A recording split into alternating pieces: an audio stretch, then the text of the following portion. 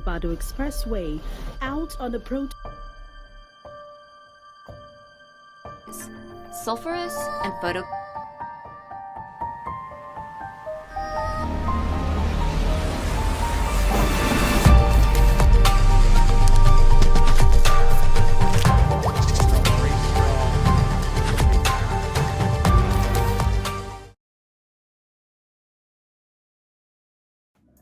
Alam sekitar merupakan segala benda hidup dan bukan hidup yang wujud secara semula jadi di permukaan bumi atau sebahagian daripadanya.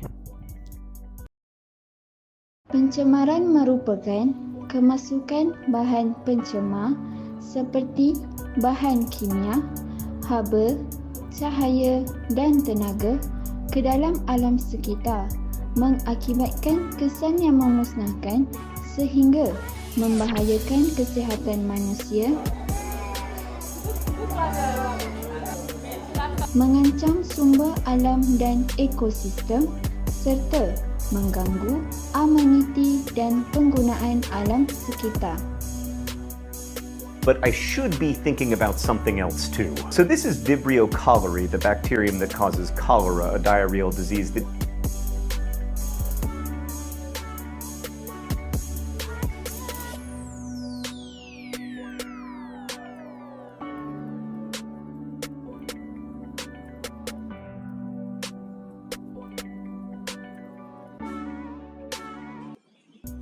Jenis pencemaran terbahagi kepada 3, iaitu pencemaran udara, pencemaran air dan pencemaran tanah.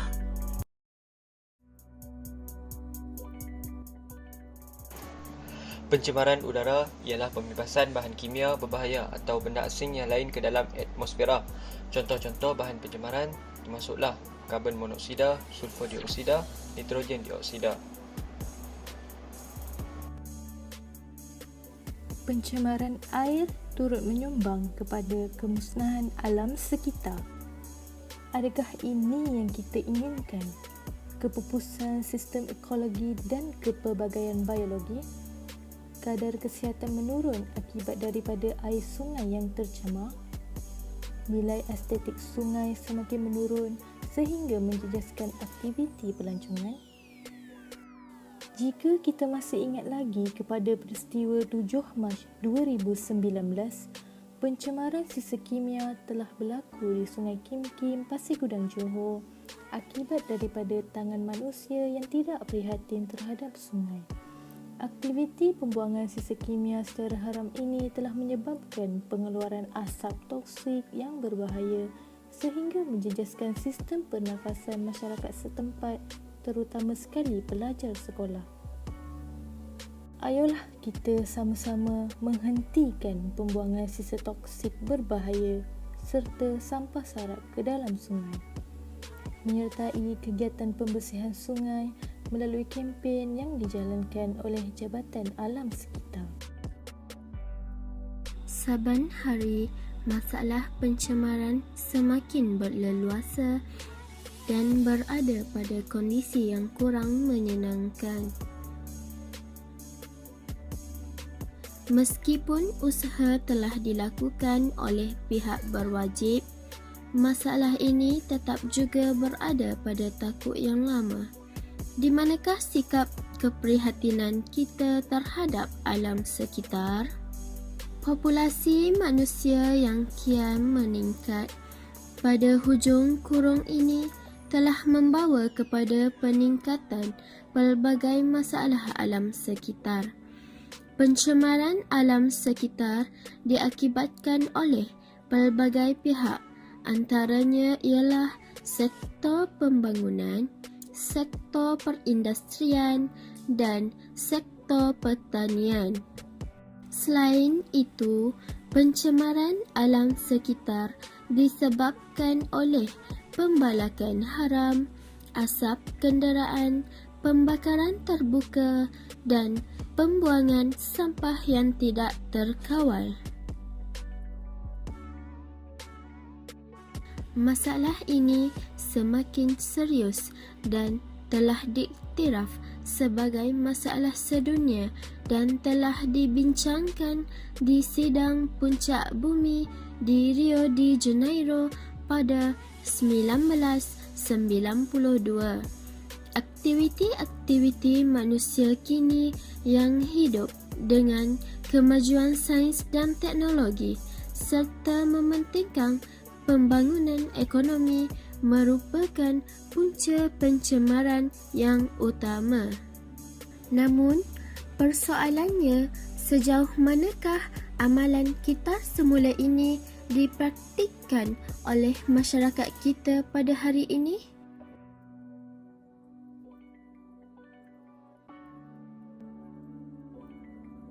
Kesan terhadap tumbuh-tumbuhan. Pencemaran udara juga memberi kesan yang sangat buruk terhadap tumbuh-tumbuhan di dunia ini. Tumbuh-tumbuhan mengalami kerosakan dengan 3 cara iaitu nekrosis, klorosis dan perubahan pertumbuhan yang mudah mengalami kerosakan dengan bahan cemar. Oleh itu, keadaan ini menyebabkan bumi kekurangan sumber makanan. Pencemaran bunyi. Pencemaran bunyi adalah keadaan di mana sesuatu bunyi itu tidak disukai kerana memberi ketidakselesaan terhadap pendengaran. Pencemaran bunyi mengganggu persekitaran dengan keadaan bunyi yang sangat bising dan menjadikan kehidupan manusia serta kehidupan lain terganggu. Menjejaskan kesihatan manusia. Kesihatan manusia akan terjejas disebabkan oleh pencemaran udara.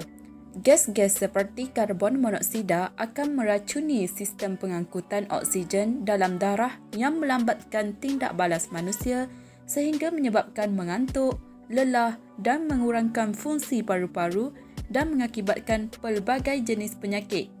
Manusia memerlukan udara yang bersih untuk hidup sihat.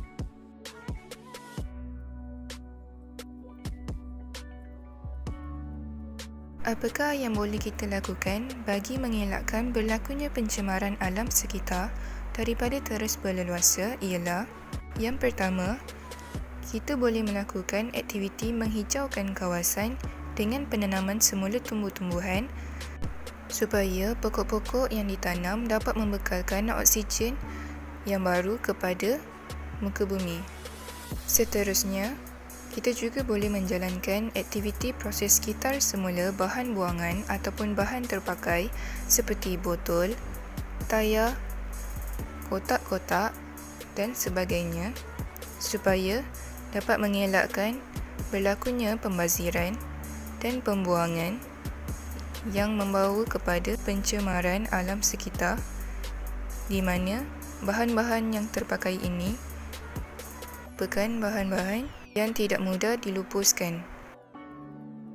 Kesimpulannya ialah pencemaran alam sekitar yang semakin hari semakin meningkat ini adalah mengikut pertambahan bilangan pengguna. Oleh itu, setiap individu perlulah mengambil pengajaran tentang betapa pentingnya menjaga alam sekitar agar alam sekitar yang semakin tercemar ini dapat dipulihkan semula dan dijaga dengan lebih baik. Menghargai, memelihara dan memelihara alam sekitar merupakan tanggungjawab kita semua. Maka, kita haruslah sama-sama untuk membina satu bumi dan kehidupan yang lebih berkualiti. Hal ini kerana alam sekitar yang bersih dan terlindung akan mencerminkan masyarakat yang harmonis bagi menerajui pembangunan sains dan teknologi negara di masa akan datang.